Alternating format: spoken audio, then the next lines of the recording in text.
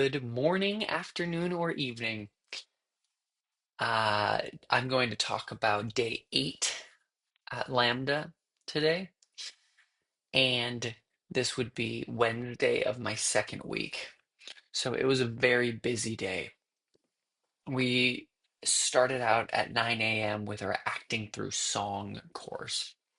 And so in my place, I have a roommate through that wall. I have a roommate through that ceiling, and then there's another one over there, and then up there, and then there's another one somewhere.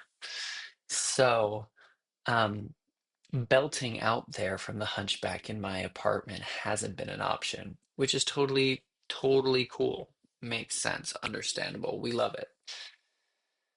So I woke up at 5 a.m. yesterday and got to the school at like 8:07. I actually woke up naturally at like 4:57. It was divine. I love when I wake up like a minute or two before my alarm. That's just like feels good. Anyway, so I got there and I found an empty room. I was in Winster Hall, I believe, which they call Hogwarts because it's got a bunch of shields and it looks fancy. Weston Hall, not Winster. Weston Hall. And I warmed up, I sang through my song, I solidified my physical choices that I was going to do, and I felt good. I was like, let's do it. Enjoyed. I tried an option up at one part. Um, won't despair, won't. No, I won't regret, won't despair. Old and bent, I won't care. I'll have spent one day. Did not have it full voice. I was like, day. I was like, yeah, we're not doing that. But checking it out, trying things. And then and then I went to my class and Johnny Barr. Johnny Barr is a delight and a half. He's incredible. He, let me tell you what I wrote down. Oh, which is just what happened, is he entered with Paul, our pianist, Paul Jeans, I believe. And it was we were in this pretty small room, like we lined basically the entire walls, and the piano was crap, I guess, according to Paul, and it didn't have a like shelf or little holder to hold our music, and so he he looked for other options, and then so as not to waste time, because we have 6 classes on Wednesday that are an hour and 15 minutes each, so just 75 minutes. He went around and asked us to sing something. And a lot of people sang songs that weren't their chosen performance songs. Some of us did. And it was just cool to hear people just sing songs they like, kind of songs that spoke to them or whatever. And it wasn't a performance, it was just a cappella, and they just stood up. Well, most of it wasn't a cappella. Some songs, like Chandler, started singing Joanna from Sweeney Todd, and then Paul comes in with a beautiful, perfect accompaniment with it, and it was awesome. It was a moment. It was like, "Rrr," not, yeah, you get it, you get it. So, so it was awesome, and Johnny said that kind of made him emotional because he's played Tobias on 3 separate occasions, and and then we talked about him. Johnny Barr is like the dream. He's like what you want to be, because he himself is not famous, but he has lots of famous friends, and he's a go-to person in the industry for concept albums and work, and he's been constantly working, he's constantly doing things. But when he was 12, he, I think it was 12, it might have been 14, I think it was 12. He made his West End debut in Oliver, and then when he was 15, he auditioned for the first American national tour of Jesus Christ Superstar. And the reason why he did audition for it was because it was a famous theater that Barbra Streisand sang on. And he was a gay little boy who loved Barbra Streisand. And so he wanted to get on that stage, sing Barbara, and get out of there. And so he goes up there, he sings the song, he's like, yeah, killing it, loving it. And then the casting director were like, "How old are you?" And he's like, 19. And then he booked the gig. And that was kind of the continuation of his professional career. And he's worked a ton in on Broadway and in the US, and he's worked a ton in the West End and just done a bunch of things.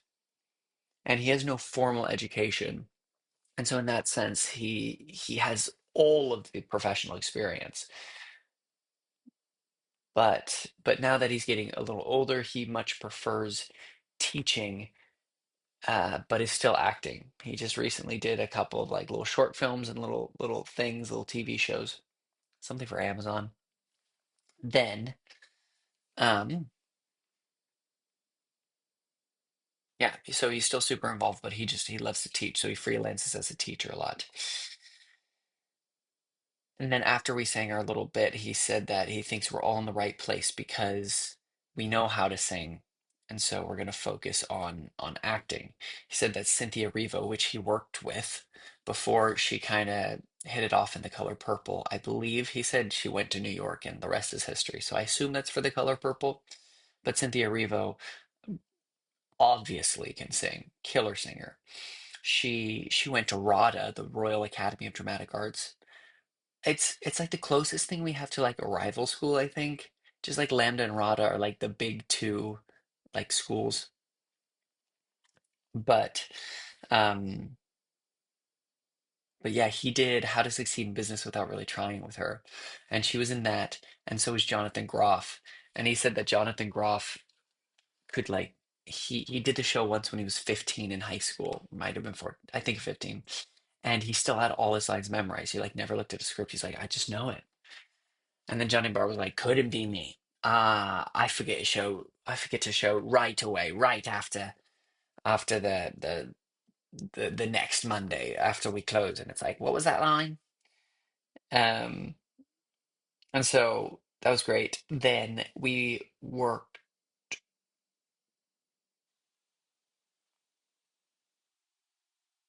Oh, he said that nowadays for actors, it's you can't just do one thing. He says you should work on movement, take a ballroom class.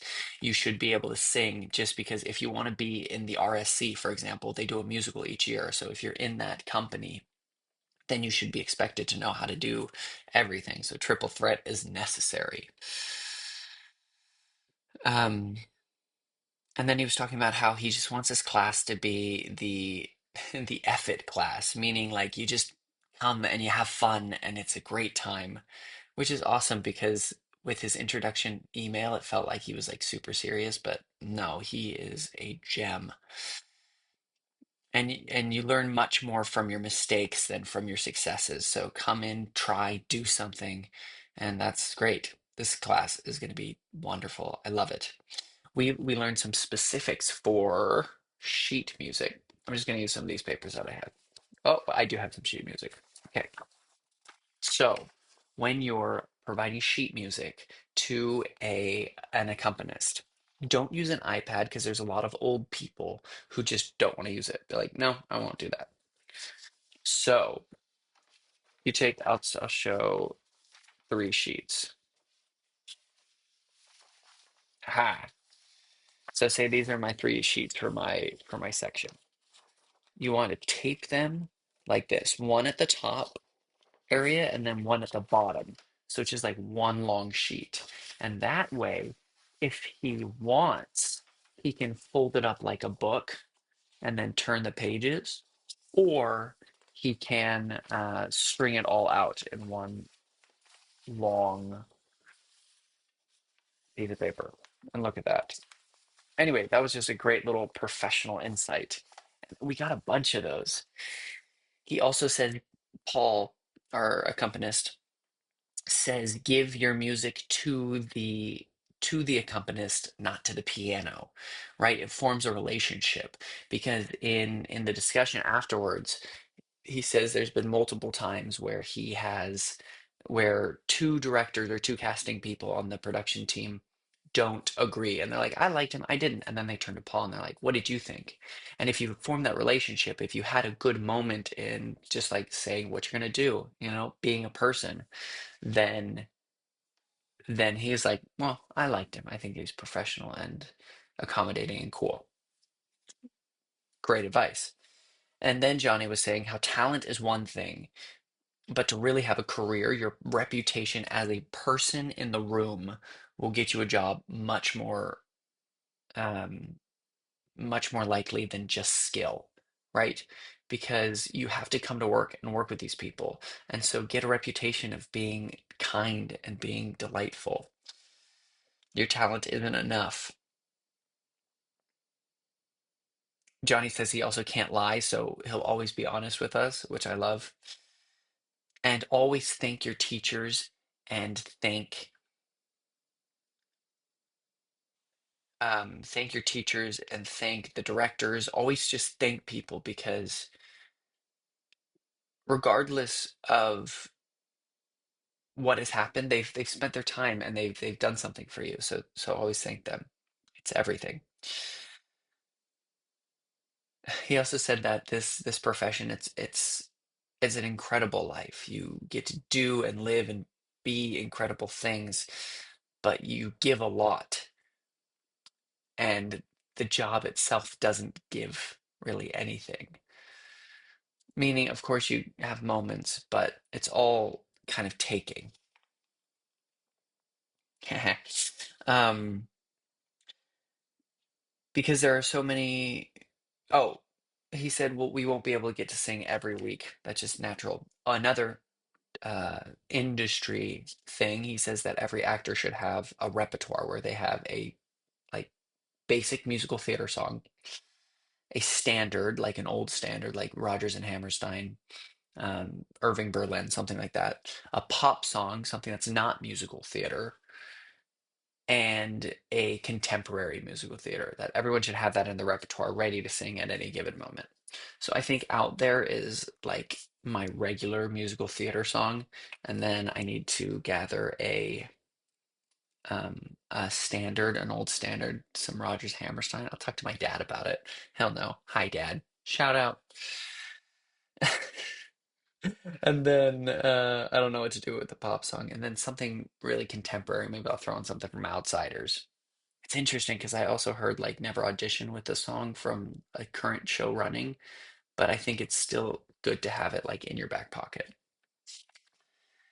I asked him any songs that we should avoid, and he said, not really. It's all about what you bring to it, which is interesting and a little different from what I've heard. I might talk to him more about that. And then pitch is kind of a really important thing in musicals because it's like, I mean, in singing, because it's the one thing you can't really get over. And then after we went through our little songs, Paul just said, "Whatever, I'm gonna just stand up and place the music on the top of the piano and play." And he is incredible. And so I went second, and I sang Out There. And because of we took a bit at the beginning, he said, for time's sake, start at the kind of ending, just the out there among the second verse to the end. And when I first pulled it up, I had two copies of it, and I thought I had it done it right, but I hadn't because when I put it up there, he's like, "Where do you want to end?" I was like, "Oh, just at the end of the song." He's like, Doesn't have the end of the song." I was like, "Oh, forgot a page." So then I put up the page, and then while I was singing it, we stopped. He's like, you're missing a page." I was like, cool." So then I put up my other page, and then I finished it. But I felt good about it. I felt my emotion was connected. I felt like I had some committed physicality, and it was all good. And he loved everyone. He was making connections and suggesting songs. He's like, "I'm gonna make you a star," you know, and it was delightful. Um, Another just fun little pro tip. He said, if you ever sing Jason Robert Brown, because somebody said, if I didn't believe in you from the last 5 years, he said, don't embellish it. Because working with Jason Robert Brown is he would have written it that way, is what he says. He's like, why did you change this? It's like, if I wanted that, I would have written that way. And then Paul said a little cheeky thing is, I won't say that. Yeah. Anyway, ask me in person. And then he told all the guys to, if we knew, bring him home. and I think he might want to work on that one a little bit, just in general. And then bring a notepad and take notes, which is great because I'm always taking notes. So my homework is I'm going to find an old standard for next week. Unfortunately, Wednesdays we only have one day, which is whatever. Um, then there's not enough time to work with everyone. It's great, but you can learn from other people getting coached. So apply that to yourself. Be dangerous. There's power in the stillness, and he'll push us to fall or fly. I love it. Johnny Barr is incredible. After Mia, who's a huge Barbara Streisand fan as well, started talking, and I just like to hang around and listen and be a part of things. And they were just talking, and he was like, you know what? My one of my friends, I can't. I was trying to do the accent, but one of my best friends took me out to dinner for my birthday last week. I was like, "Oh, your birthday? When was your birthday?" He was like, "Oh, it was in July, but I was out of town." And then he's like, "Yeah, I actually, since you're both here, I'll show you this picture." And he pulled it up, and he's like scrolling, and he's like, "There it is." And he turns the phone, and they're sitting in some restaurant with a cake that he's handing to him that reads "Happy Birthday," is Stephen Schwartz, the composer of Wicked, Pippin, Godspell, Children of Eden, one of the most prolific out there. He did the lyrics of Out There and the lyrics to Hunchback, one of the most prolific composers of our time. But Johnny said he's just one of his best friends and that he was the original voice in the original demo for Pippin and Corner of the Sky. He's like, yeah, in the original album, that's my voice. And it was just crazy to see these connections and these people who are legit.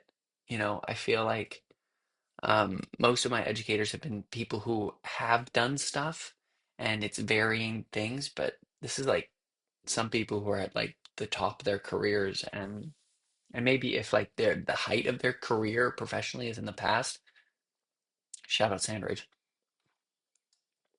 it was still up there and they're still doing stuff. So that was amazing. Class number one. Class number two, another 75 minutes, was stage combat with Joe. And Joe brought two of his um, helpers, which were Andrew and John, who are D alumni. And we did a physical warm up, like with just some movements. And it was like definitely focused um, in martial arts. And it was cool. We talked about the importance of eye contact being key, especially the actors, because it helps increase our safety. With some of my more physical classes, I think it's going to be a struggle for me to write down specific notes because I would have loved to write down the steps of the warm up, but I just I I wanted to be in it, and the teachers wanted me to be in it, so I didn't just have my notebook. I still took like 2.5 pages of notes, but um, but yeah, then we learned this. Here, let me see if I can. Yeah, just look at my clothes. Um,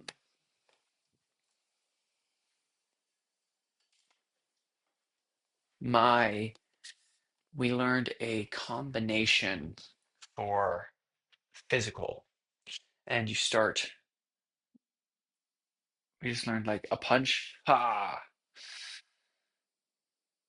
yeah, just it's interesting. This is kind of the starting pose, and it's all about the elbows, because if you block something here, but your elbow's out here, you're gonna have to force it with your body, with like your muscles. But if your elbows are in, then you can just use the weight of your body. So the kind of combination is someone punches and you block them, you contain their arm, you push down their elbow because they could come in that way, and then you strike. And then they block it, contain it, push down the elbow, strike, block, contain, push, strike, block, contain, push, strike. And then we did that. I was paired with Chandler, And so we had good fun and in practicing that and just being really intentional with it and trying to get better at it. We struggled a little bit to figure it out, but it was good. And we did that for a bit, and then Joe said we had a little more instruction part. He said, don't rely on the flinch response because if you're relying on flinch, then you're going to make a mistake. And you'll always flinch if you're not looking at what's going on, if you're not looking at your opponent. If that eye contact is super important. Oh, he also said that we have this center line, and that center line is all where you always want to be. Because if you're outside the center line, then you can fall or you can be pushed away. I'm trying to strike center, right? And then I'm trying to defend and get you off center because my face and kind of these vital parts are all on center. So you want to center your line, you want to strike center, you want to stay kind of center, and it's all about that center line. Then don't look at the weapon, look at the eyes of your opponent. You want to stay loose, right? All the strength comes from your elbows and your wrist, right? All your defense is elbow based and all your attack is wrist based. Don't bring your shoulders in because then you're going to be putting an effort and you're going to get really tired really quickly. Don't deliver blows unless there's eye contact. That's not for like real combat, that's stage combat. That's, you know, um, safety. If you're looking at the weapons, you're also communicating like for story that's the important thing, not the character, not the relationship. So we're addressing the character and the storytelling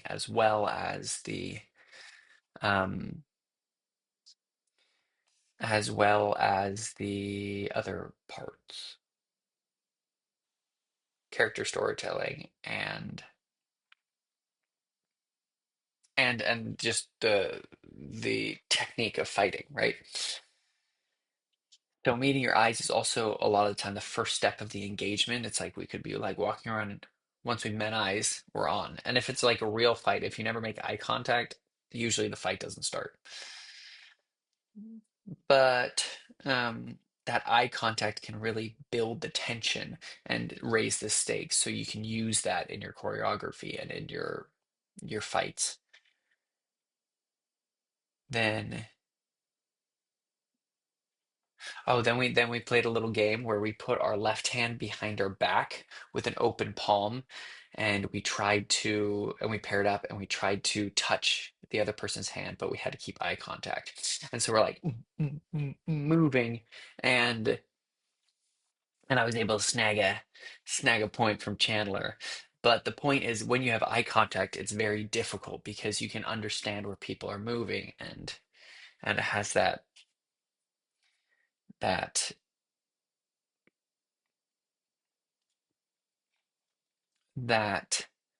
um connection, you know. We also no, we did that in a second.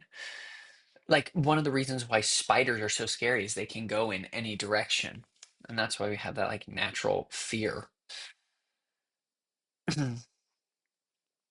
Um, so eye contact makes it difficult for people to be unpredictable. And distance is our makes it impossible. So distance is known as like the primary defense. If you are out of range, you cannot be hurt, right? So the first thing you want to do is like move out of the way. And then there's in distance versus out of distance, which is um, something I don't remember exactly. And then you want to maintain eye contact even if it's difficult. If there's a choreography where you like turn or something, you don't want to lose eye contact for a long time. And any time when you might have to lose eye contact, like maybe you start by coming up behind someone and putting them in a chokehold, you want to establish touch, establish a connection beforehand to keep things safe. And also, we shouldn't get tired because we should be have relaxed resistance, not physical muscular force. And then we talked more about distance and creating and closing, how that builds tension. And you know, if one person just slowly is walking towards another person, I think of the Batman, right? With Robert Pattinson, when he's just like slowly walking when he first appears. That builds so much tension and is so specific.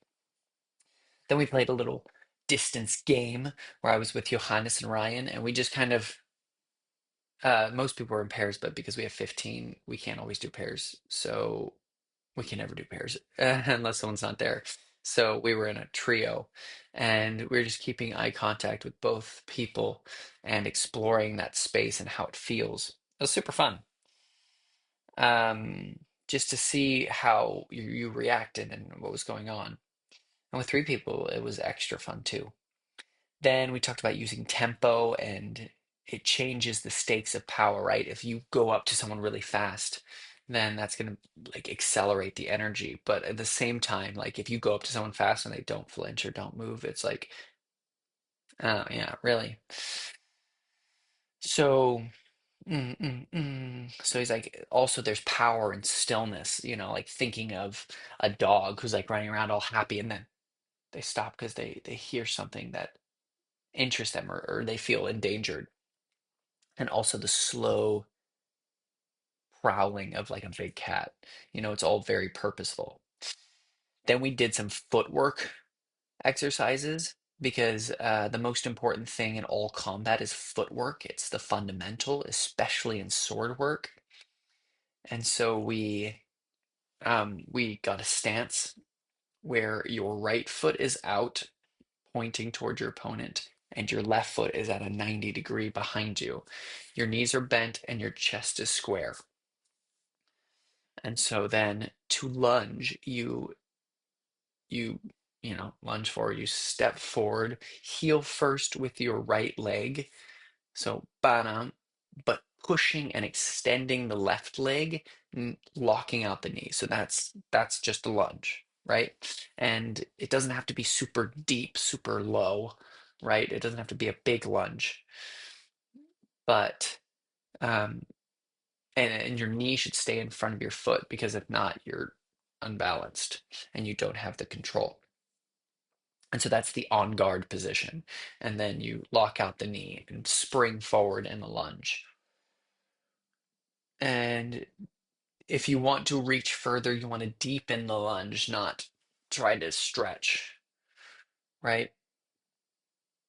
And then to retreat, you just bend the left leg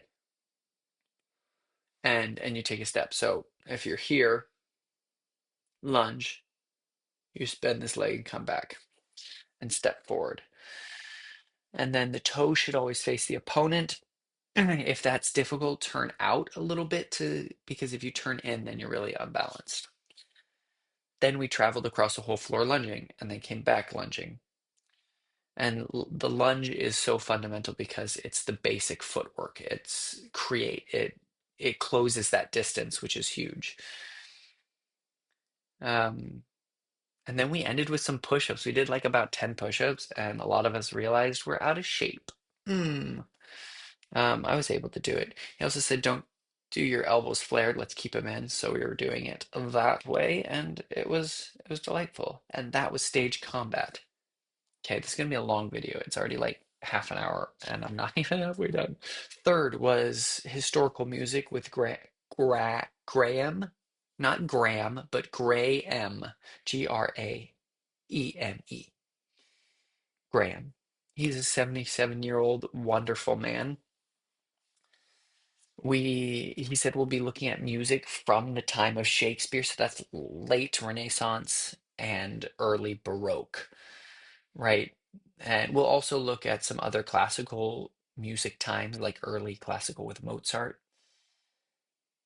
But the first composer that we're going to look at is Robert Johnson, who actually composed for Shakespeare, and we have some of his music that he actually composed. This is Where the Bees Suck, which is the end of The Tempest, Ariel's song.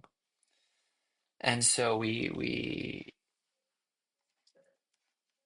kind of did a warm up to begin. He asked us about our experience. I said I'd done a lot of musical theater and I've been in choirs, but like I'm not great at reading music and whatnot. But we will. he said, in this class, we will learn how to sing unaccompanied four-part harmonies. Rad. So he stood up. We warmed up with a sighing on an NG, a siren, sorry. Mm. Sighing on an NG. And then he said, to make sure you're doing it right, plug your nostrils. Because you can't NG without your nostrils. And then he said to keep your knees soft, and I always heard that it's so you don't pass out, but he said even more important is so that the lower back isn't tense because that lower back is key to, you just want to stay relaxed. Not tense is a better word. Then we hummed the siren, then we did some lip trills with some scales, and then he said you can also do tongue trills if lip trills are hard or vice versa. Then he said we're gonna breathe with the accent method, which is breathing from like the lower abs and expanding that space. And then when you breathe in, just opening your throat, but having that tension. This is a little counter, sounds military, but having that when you breathe in with the lower abs and kind of keeping it low, it creates this pull, this vacuum that when you just open your mouth, you'll just naturally breathe in. Then he talked a little bit about bel canto classical style and Joe Still method, which is a current one. And he says that he picks and chooses a little bit from everything. He doesn't think there's one perfect thing. But with singing, you don't need a lot of air. It's about how you use it. Then we did some more warm-ups on me and then on E, going soft to loud to soft. E.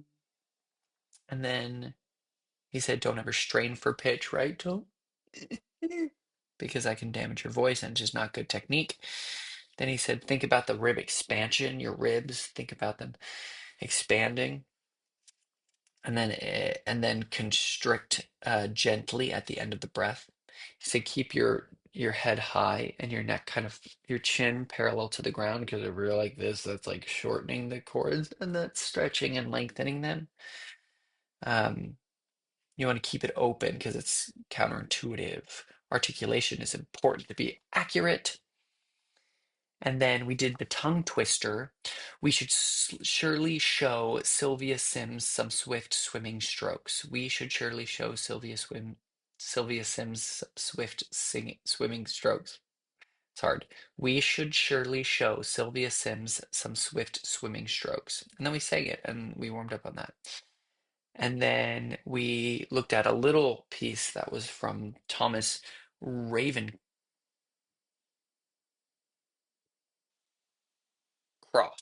Ravencroft.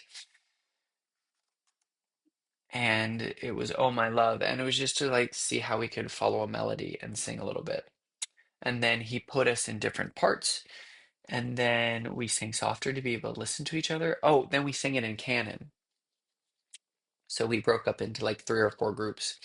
And then, oh my love, oh my love. So that it was like off. And it was fun. And then, and then we started learning where the B sucks. And I'm in the higher voice because I am always been in the higher voice and puberty crazed me. Didn't hit me too hard. So let's see if I remember it. Where the bee sucks, there suck I. In a cowslip's bell I lie. There I couch when owls do cry. On the bat's back I do fly. After summer merrily. That's the part I learned. Not bad. But it was good. It was good. It was good. And then he arranged it for 3 parts because he just didn't know our skills or abilities or a lot. And he said, we'll work on that. And then he recorded the parts, so I need to learn the second of the thing. That was just this part. I need to learn that part too. And then we finished recording those parts, and that was historical music. Boom, zoomed through that class. Delightful. Super stoked. It's gonna be a great time. Then we had lunch for an hour. and it was wonderful. And then we had artistic development with Ollie, and we all got in a room together, and we sat in chairs, and this is kind of a new class that's only been going for a couple of years, but it's to address questions that might arise professionally and academically. And it's just a great benefit to us so that we can connect with Ollie, our course head. He talked about self-care, and that's important. Context for genres. I don't know what that means, but I wrote it down. Today he started with just a check-in, and he said, "How's everybody doing?" And everybody's doing pretty well. And then he mentioned a disciplinary policy that they have that is called a training concern. So if you're being late for class or missing classes, or if you're not meeting the standards, they'll put in a training concern and talk, and the tutor of the class will talk to you. And if that doesn't kind of work, and then the training concern continues, then you'll discuss it with Ollie. And it's more just like a self, like, how are you doing? What's going on? And if it continues after that, further measures will be taken. But But then we also talked a little bit about just letting go, right? Because we have these expectations and these things for ourselves, and we just need to like let it go and just be in the moment and be present and learn as much as we can. We talked about messing up and how and that like people are going to mess up, but it's how you mess up that is important. You need your time away from this place, so finding the balance, because I talked about how I'm trying to find the balance between Emma and calling and giving her time and dedicating time for classes and being an individual, right? Taking care of myself. Groceries has been rough, but I got some last night after classes. Um, so then we checked in with everybody. Then we got into threes and we talked about what acting is. And like apparently the textbook definition is living truthfully in imaginary circumstances. But I felt like, sure, that's good acting, but like, isn't bad acting still acting? And then I said it's portraying something for someone. And then someone said, and then Ryan asked, I was in a group with Ryan and Hannah. Ryan asked if there has to be an audience member. If you're rehearsing for yourself, are you still acting? And then that got into question. And for Hannah, it's all about like honoring the text and honoring the idea of being professional, showing up, doing it. So we kind of shared our ideas about that. It's some people said it's like sharing and conveying the human experience. It's to enact change. Something must we must feel during the process at some point. Just because we don't feel it in the moment of performance doesn't mean that that's not good. And I thought that it's kind of about giving. It's giving to an audience or a scene partner. Then Ollie said that. Oh no, I had this thought, but as we were just sitting around discussing, I was like, anyone can do this, right? I know we're paying a lot of money, and the LAMDA is a great school, and we have a lot of like highly skilled professionals who are teaching us. But what we did with this class is we could get any like-minded group of people um, and discuss, right? And I was like, you don't need an MFA program to do this class situation. And so I want to be able to maintain these artistic outlets. And then he gave us a crude quote, which I don't, well, I wouldn't say, but the idea is that it's better to do it mediocrely honest and real than really well phony. Ask me in person, I'll tell you what the quote is. But then work on, oh, I felt like I should work on being able to quote specific people. Ollie was really great at saying what was where these quotes came from, and he quoted Colin Cook and Decker Donner, I think is who he said. And he said one can more easily poop out of one's ear than force an emotion on the stage. Uh, and then I don't remember who said this. I think this might have been Decker or Colin Cook. And it's like if you're feeling a 7 out of 10, play a 6. Don't play on an 8. Right? So it's hard to manufacture this emotion or whatever, but if you can like play under it, you can discover it in the process. Um, then he said we need like empathy for our characters and we need to understand them and strive that to do that. And then I was just wondering why stage acting seems harder than film acting. And what it sounded to me as we were talking about everything is good acting more than anything is believable. And there's subjective truth in there because what's believable to me might not be believable to you. But I was thinking today that there must be more than just that. There's, of course, basic techniques like I need to hear you and understand you. But I think something can be believable and not interesting and not good per se. I know there's something about choices and exploring a character. And then we went over some quotes and oh, this is a paper I can't find. But he mentioned a book or a piece of paper that I swear I just had, but I don't know what I did with it. But it's different every night. And it's this idea, I need to find it because it's homework, but but that was it. Then we went on to movement, well, awareness through movement. And this will normally be with Kristen, our tutor, but she broke her foot or ankle right before class started, so she's going to be out for a few weeks. So we had Micaela. Sorry, excuse me. And it was all movement. And so I put my book down, right? We started with 4 minutes to just like get in our bodies and feel present. That was cool. Then we circled up in chairs and and we talked about how playing is like most basic for an actor. And I think they have a tendency for classical actors to be overly serious and like, tight. And it's like, this is like art. We have to do it as well and as honest as we can. It has to be a certain way. And then but we need to have fun and we need to connect, right? And it's so fun to connect. Then we played it was kind of like a variation on musical chairs, but it's the how are you game. And we play these games and it connects us with the imagination and play of childhood. And it was great. And so you ask someone, how are you? If they say good, everyone switches to the right.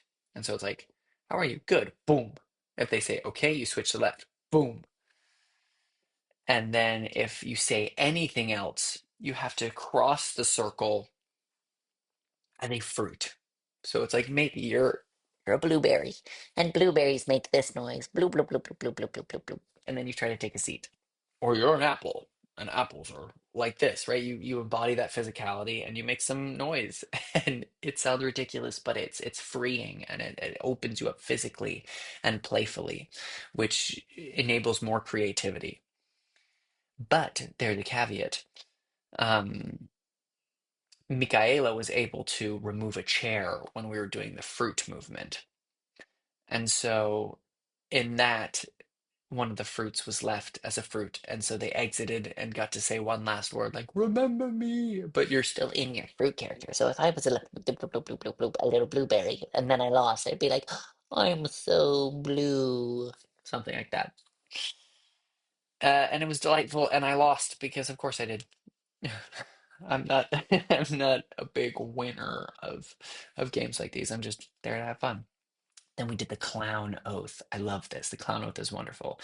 The clown oath has three parts. And so what we did is we started with just going to each person in our whole 15 16 with Michaela, and we made eye contact, we called them by name and told them this oath, these three parts. We did it 3 times with every single person. And there's a lot of physical contact, just like holding hands or holding shoulders or just, you know, feeling and there was connection. And the first is, I am here to make you look good. So, like, if I was talking to myself, because I'm looking at myself in this picture on the camera, Zion, I am here to make you look good. And then the other would say, thank you, Zion. I'm here to make you look good. And then the second one is, I will always have your back. Thank you. I will always have your back. Three, I will say yes to all your dumb ideas. I understood this as being for the space, in a creative space. If someone wants to plan the train tracks, I don't necessarily think I should be like, yeah, let's do it. But within the creative space that we'll have, I will make them look good. I will have their back, and I'll say yes to their dumb ideas because it's in those dumb ideas that you find truth. And if we're afraid to try something in fear of it being dumb, we'll lose that sense of play. But it was great, and it kind of broke down some barriers. We haven't gone over consensual physical contact just because I think we'll get to it eventually. But we don't want to make anyone uncomfortable or do anything, right? But that kind of just broke down some of that barrier because we would just be like, "Oh, come here," and then we'd hold hands and we'd be like, "You are this to me, and I promise to do this." And it was great. It was connecting and bound bounding. It bound us together. Bonding, both. Then we played for the rest of the time this little game that's like when I was a kid, and we got in pairs first. And I was like, when I was a kid, I climbed trees, and then you would pretend and play climb trees, and then you would build on that. Sometimes it would just be like a dance. It's like, oh, I would dance like this. Mm, mm, mm. This is for the homies. They know this is my baby dance. I did that one. And then I did a little shoulder action. It's like we used to dance like this. When I was a kid, we played hopscotch. We played army. We played house. We played these things. And then you just do improvisational play and you just make it happen. And we started it in pairs and then we switched some pairs. And then we did in small groups and bigger groups until it became the whole class. And then we we did what was it? Oh, I said that. When I was a kid, we used to watch movies and pick which character we were and act it out. And so we acted out a Western, and then people died, and then we brought it back to life. And we just had fun and played, and it really sparks your imagination and helps you connect. And then we broke it down and discussed what that meant and what that felt, and it was beautiful and lovely, and I thoroughly enjoyed it. 10 out of 10. Last class was, ooh, we're cruising on time, aren't we? I gotta leave soon. Okay. This was voice to text. This is going to be a very technical class. So we were given some papers, and this was with George. And we started in a circle, and we were seated with water and a pencil. And George is very particular because he says a pencil is what you want because a pencil gives you flexibility because you can erase a pencil. You can't erase a pen, you can't scratch it out so many times because a pencil is an actor's tool, and water is good for the voice. And so he said he's going to take care of us. He's got our back. So anything we need, he'll give it to us. Apparently, oops, not that one. Apparently, um, colored paper is better for people with like ADHD and dyslexia because it just helps them read better. It kind of distracts me a little bit. I prefer black and white, but it doesn't really matter. But we got the oh so famous Sonnet 18, which I believe is the piece of theater that I have read well, not theater, but it is the thing that I have memorized the best, read the most, taught the most. It's it's something I know very well. And so it was fun and interesting to do that. And so what we did first is we read over it by ourselves, and then we we got up in the space. He said there are three ways. I took notes on the back of this. Um, Oh, just a couple things that he does before I get to what we did is he doesn't want us to applaud because applauding is for a finished project. And also there's a comparison in things. But um, So we won't applaud. We'll just thank people. It's like, thank you for sharing that. And it helps you, you can create specific compliments at the end as well. Because for George, it's all about the discovery and the process. He's been asked to direct and he couldn't be bothered because he doesn't want to solidify an idea. Um, he said after we look at the histories, that's so I think the beginning of next term is when we really get into the structure. Right now, we just want to get comfortable with the language and get it in our bones before we really start the like academic textbook analyses of all of this. So George is going to give us classic British training on this. And then just because a director doesn't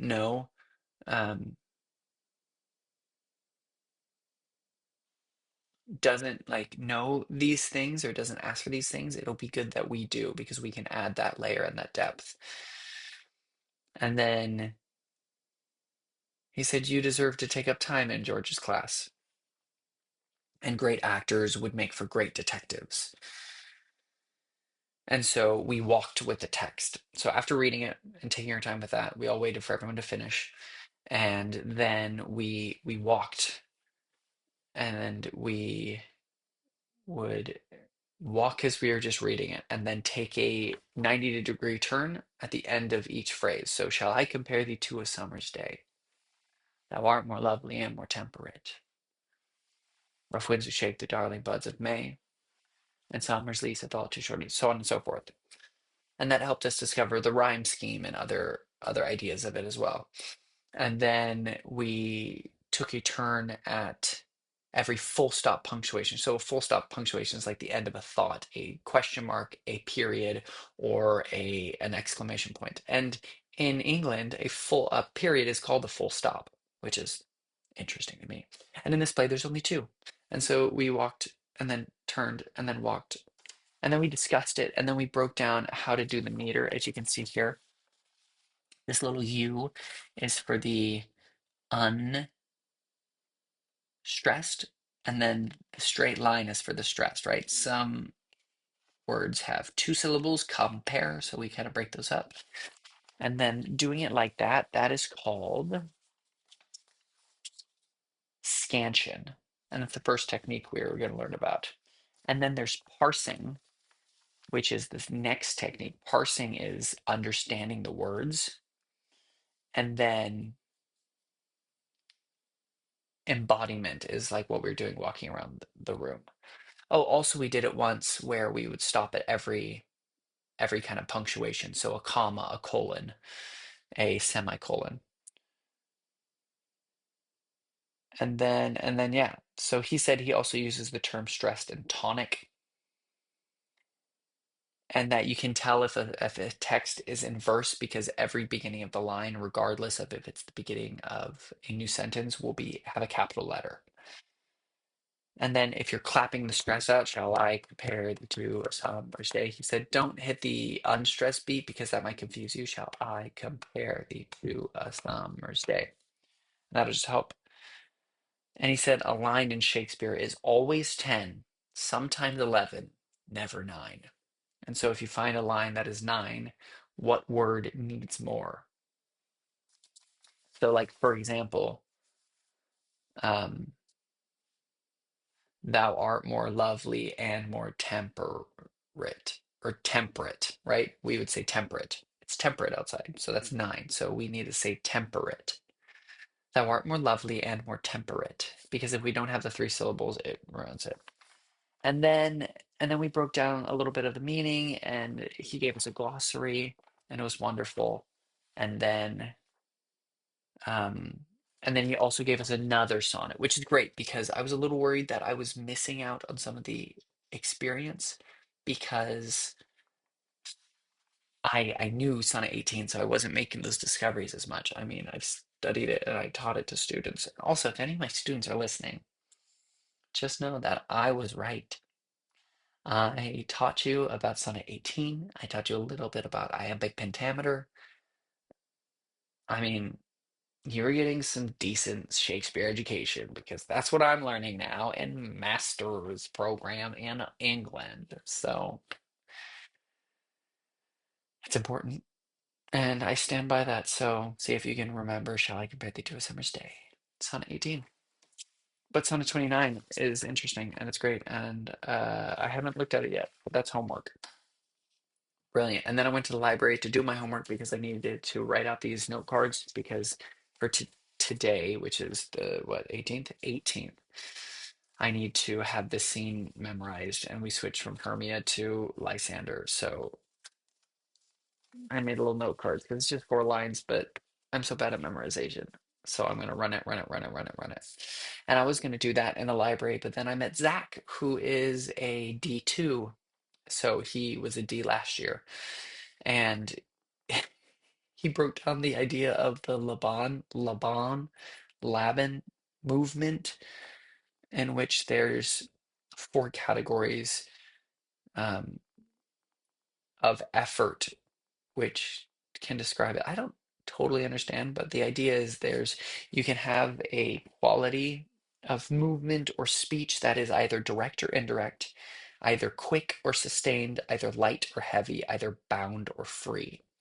And he's mapped out all the variations of these, or Laban did.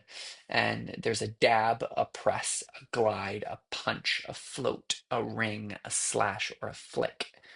And so you could say that line with a float. It's indirect, it's sustained, it's light, it's free. Anyway, he gave me like an hour lecture on it. Lecture sounds negative. He just kind of taught it to me because he was telling me things that he wish he had known. He also said, just in general, um, to ask for things you want, because he said the worst thing that'll happen is you get what you want. Anyway, this has been an hour. I apologize, but put me on double time and it'll be a little better. Okay. Appreciate you guys. Love you guys. Shout out to the homies. Until next time.